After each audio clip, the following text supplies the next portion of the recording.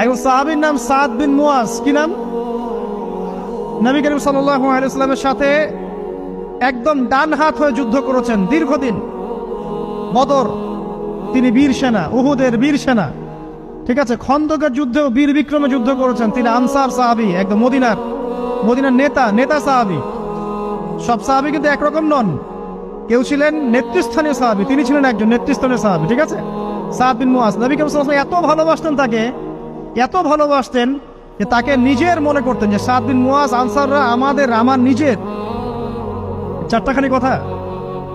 এই সাহাবীর খন্দকের যুদ্ধে এই যে হাতের এই দিকে, সম্ভবত হাতের এই রগের মধ্যে একটা তীর এসে লাগে এখানে, এবং তীরটা তিনি বের করতে গিয়ে রক্তটা ছিঁড়ে যায়। এরপর ফিনকি দিয়ে রক্ত বের হওয়া শুরু হয়। চিকিৎসা করে করে রক্ত বন্ধ করা যায় নাই, এবং এই রক্তের প্রবাহিত রক্তেই আল্লাহর ইচ্ছায় তিনি শাহাদাত বরণ করেন, তিনি ইন্তেকাল করেন।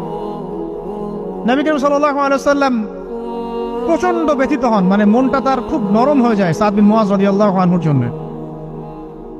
তো এই সাহাবীর যখন জানাজার নামাজ পড়ানো হচ্ছে, নবীজি বলছেন 70,000 ফেরেশতা তার নামাজে অংশ নিয়েছে।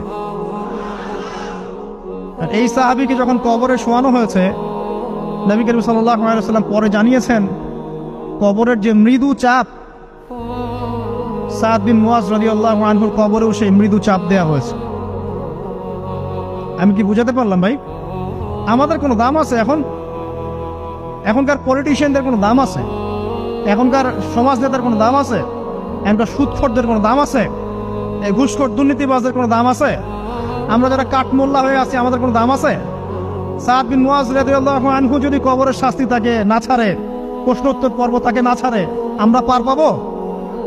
নবী করিম সাল্লাল্লাহু আলাইহি ওয়াসাল্লাম বলছেন সূরা মুলক তেলাওয়াত করো রাতের বেলা, ইনশাআল্লাহ সূরা মুলকের তেলাওয়াত কবরের আযাব থেকে তোমাকে বাঁচান।